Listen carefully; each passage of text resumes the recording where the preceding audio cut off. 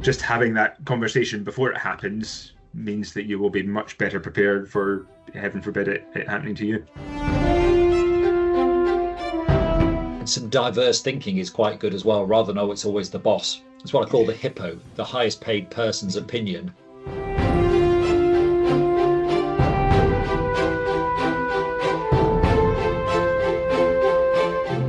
Hello and welcome to Being Crisis Prepared, the business continuity podcast from Inverroy Crisis Management. Today, I'm absolutely delighted to be joined by two of my colleagues from Inverroy, Stewart Armstong and John Cooper.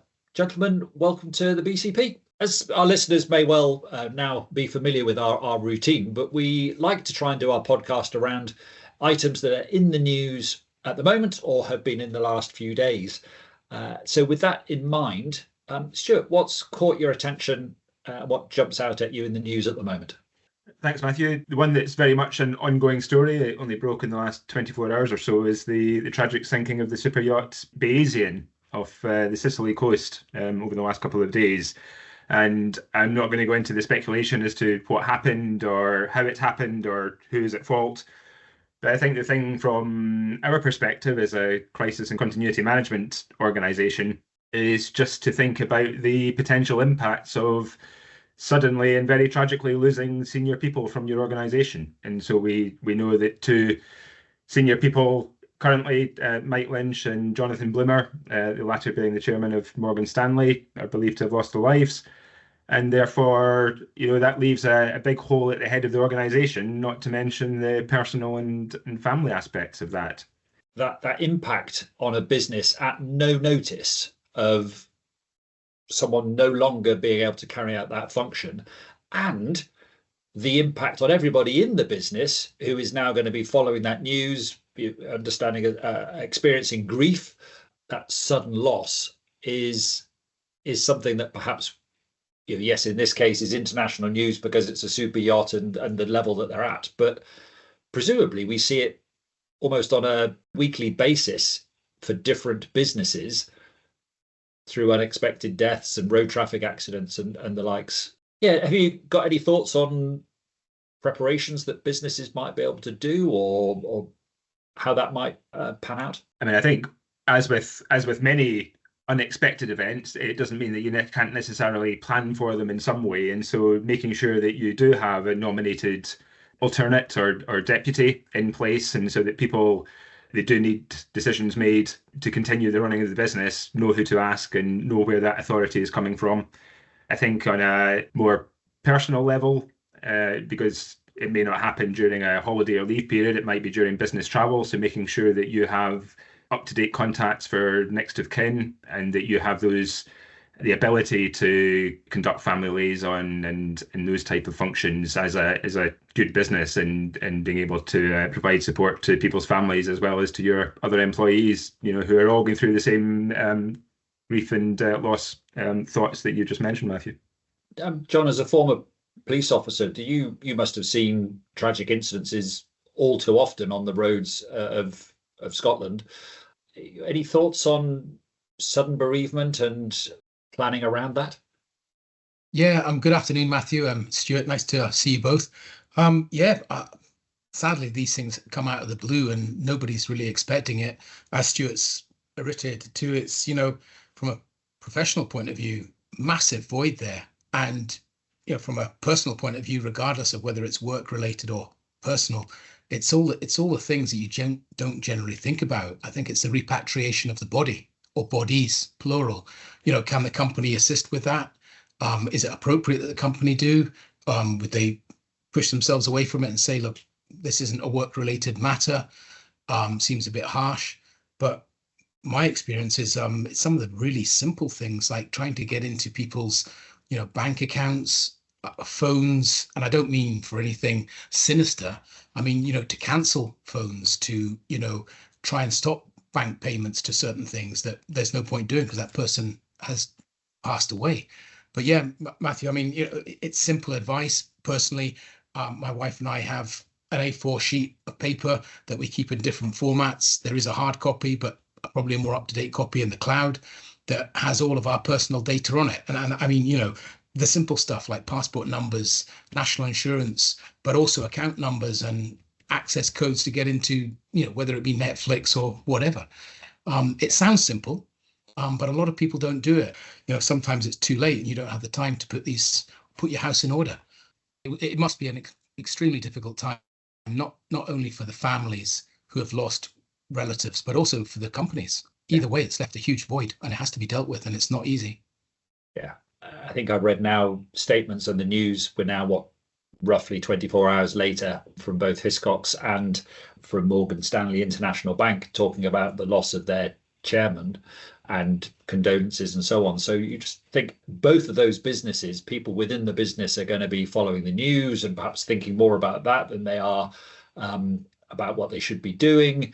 So that the impact of this sudden loss it really is significant. And I remember talking this through with a legal business before, and talking to them about how do you advise people on to put their house in order for things like what's their LinkedIn password, or because, hang on a second, this person's been dead for a year and we're still seeing them on LinkedIn and receiving messages, or or social media, Facebooks and the likes.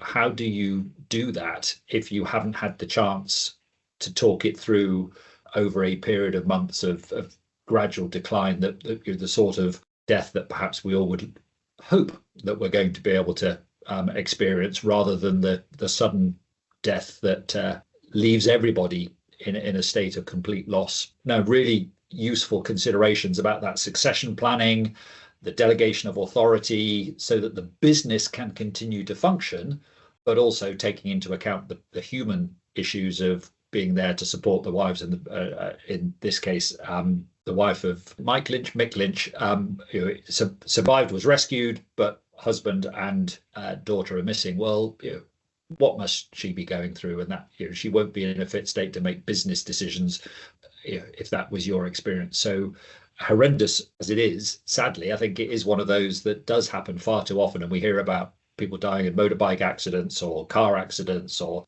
people dying on holiday and there having to be a Just Giving type campaign to be able to raise money to be able to bring them back. And you think, is that, as you said, a company business? Well, hang on a second, they were on holiday. They weren't there representing ABC Enterprises.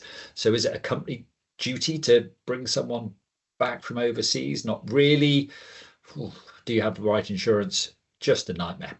So sad, but great example of just think it through and that what if considerations. Yeah, thanks for sharing that. John, what's caught your eye over the last I guess few weeks since we've last spoken? Yeah. Well, I mean, Stewart's is really, really topical. It's less than 24 hours fresh. But I mean, for me, not just my background in policing, but I think what really strikes me is a civil unrest that's been taking place over the last few weeks. There seemed to have sort of been a build-up towards the end of the sort of European football tournament. And, without getting too political or getting political at all, that there's obviously different people or different sides of the fence with different opinions. Some people feel that the policing has been too harsh, or that the court systems have been too quick to punish people too harshly in comparison with other demonstrations or other civil unrest. I mean, the last time I remember bad unrest was probably 2011 down in London, the London riots. And again, yes, there was a reasonably quick police response, but we didn't see people getting through the court process quite so quickly. So, good thing, bad thing, I'm not sure. My big issue, and I know you're both far better cited on this, is a lot of it's the misinformation. It's a slight change, but just chatting to you both in sort of the way we are, I was fairly horrified during the football, which I don't normally follow, but, I was interested in the bigger games, if I'm honest with you. And every now and again, after a day or so of England playing, there would be something coming up on Instagram or something with Gareth Southgate. And it was Gareth Southgate. Well, it certainly looked like him. His lips were moving now, and it was his voice. But quite obviously what he was saying was, completely inappropriate. He was swearing. He was saying, I don't know why I didn't play him, or I should have played him, and etc. And you're thinking, it's so real. And the only reason you knew it wasn't because of the swearing and, some of the content that was coming out. But if that's what you can do And that's probably been done by someone in their, I don't know, in their office, on their own computer or at home.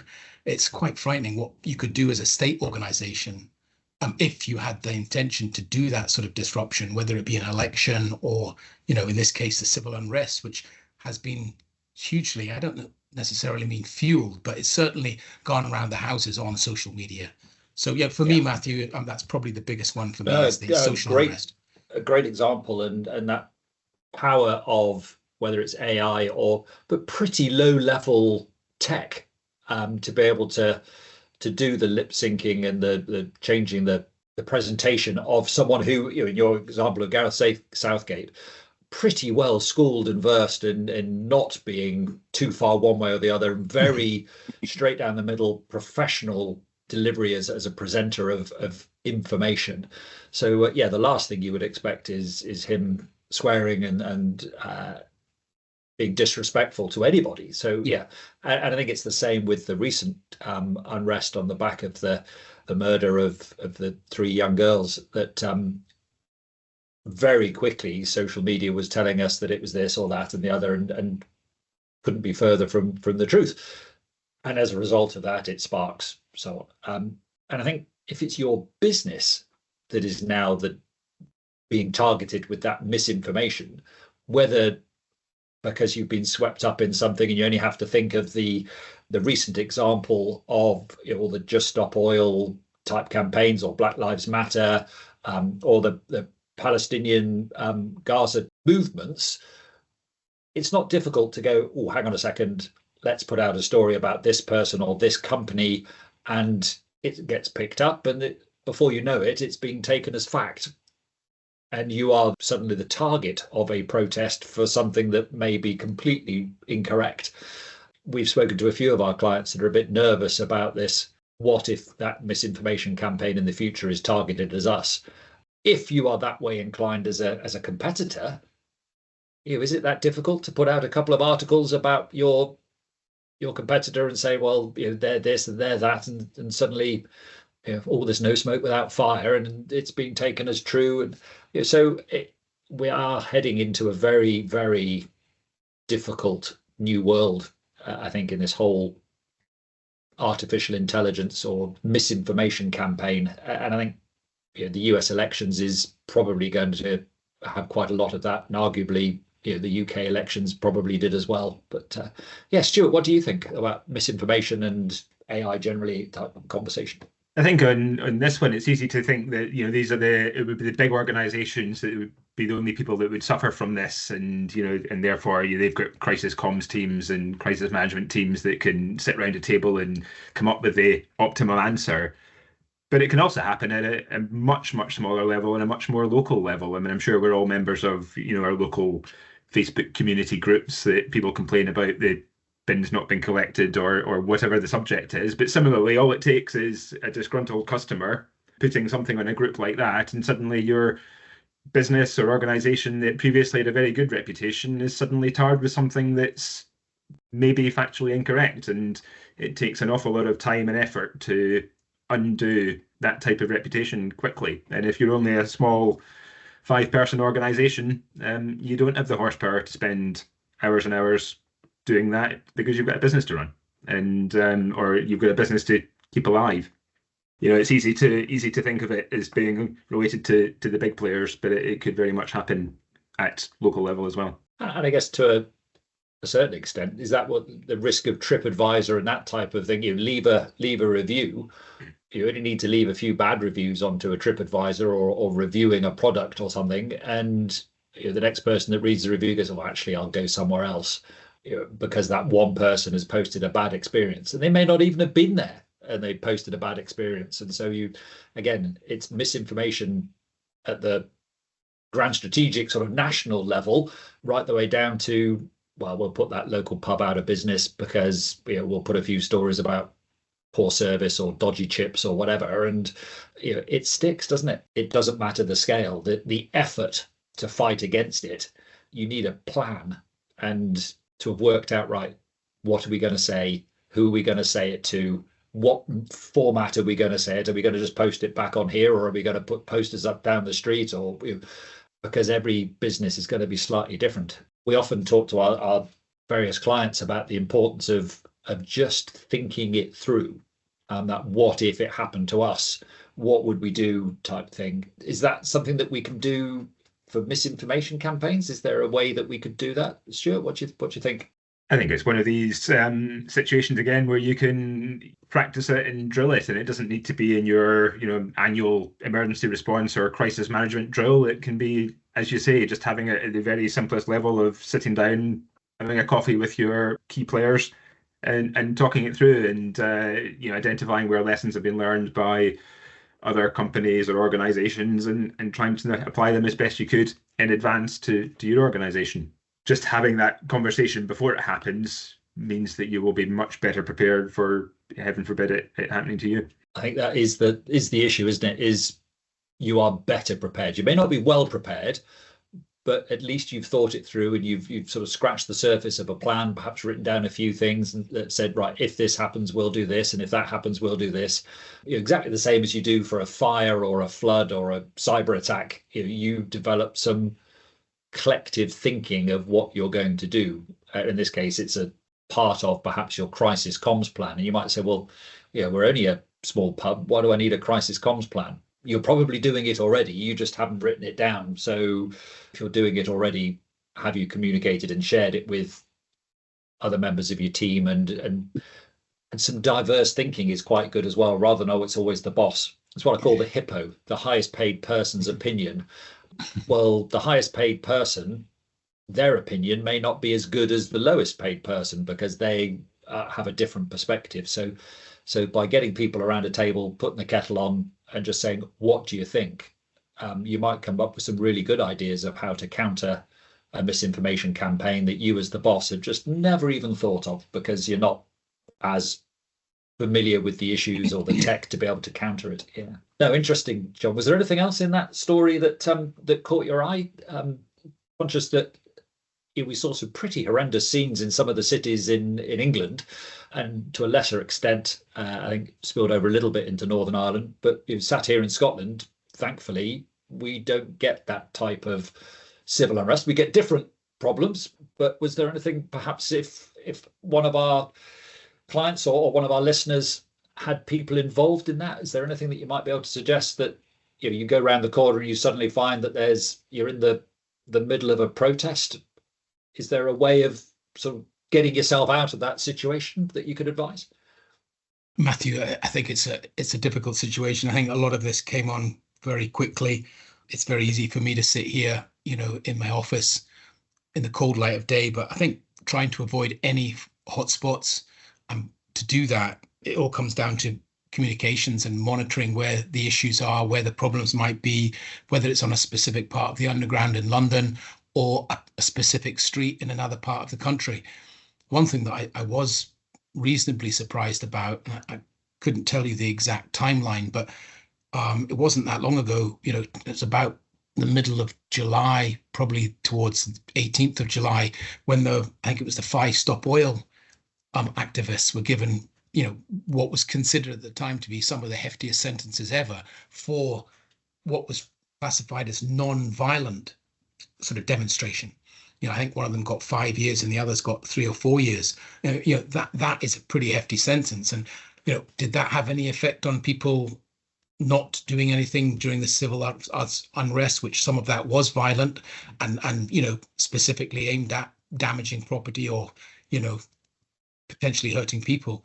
So I mean, it's a really difficult one. I think people are saying that they just attended to have a look, or they thought it was another demonstration for another. I don't want to be rude, or but there's a naivety there. For me, staying well away is the key issue. Yeah. If it looks bad, why would you want to be there? And therefore, now that it's pretty evident that CCTV cameras and footage and so on, body cams, they may not need to arrest you right at the moment, but the knock on the door, if you're there is that risk of the knock on the door. So that idea of using the intelligence of, I've got eyes and ears and I can hear it. But as a company, the idea to perhaps close your business early, if you're able to, encourage people to work from home, flag up that there's due to be a protest outside our street, our offices tomorrow, next week, because in theory, protests should be notified well in advance and so on, is my understanding. I appreciate flash unrest is different, but doing everything you can to not be there in the first place. Yeah. And then I think if you are there and literally it happens while you're in the shops and you come out the shop and you're suddenly presented with it, the people who are protesting aren't protesting against you. So not making yourself a target by quietly going with the flow and getting out of the area on foot, probably, rather than trying to drive through the protest, but being as low profile as you can and just get out. Look after yourself first and then worry about where you've left your car or whatever later would be, I think, the normal suggestion of find that side street, get up it, if need be, looking at your phone for a map or whatever, so you don't end up in another, or just go back into the shop and ask, can I stay here because what's going on outside? Getting yourself out of the area as calmly, quietly as possible seems to be, from everything that I've read, the best advice of don't draw attention to yourself. I think you both have a lot of knowledge on this, but I think it's really important for companies, regardless of the size of the company, to internal comms. They need to be telling their employees, and I don't necessarily mean don't come to work or work from home. But it could be, something's happened. If it's misinformation, they need to inform their own staff, and that's really, really crucial. And sometimes that doesn't happen. I know some companies are very good at it, but I think from the civil unrest thing, they need to be saying to people, look, either do this or do that, but give a direction so people, won't get caught up and be in the wrong place at the wrong or the right time, however you look at that. Wise words. Stewart, just before we wrap up, anything final on that topic from you? The only thing I was going to add is that not just your staff, but your customers and suppliers as well. If you've got a delivery planned, the day after something's happening, are you better to cancel in good time and things and maybe save some delivery charges and that type of thing. And similarly, you don't want your customers having to travel into an area that's potentially unsafe. So again, it comes back to, you mentioned stakeholder mapping earlier. Well, they're all stakeholders. Have you got a plan with how you will speak to all of them should you need to, no matter what the incident?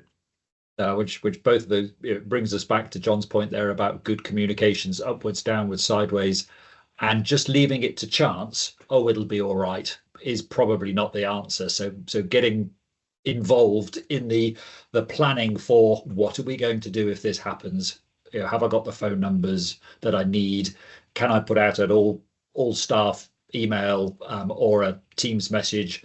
Appreciate that people don't need to be communicated with if they're not at work, but even if half the people read it, then you've reduced the problem by half.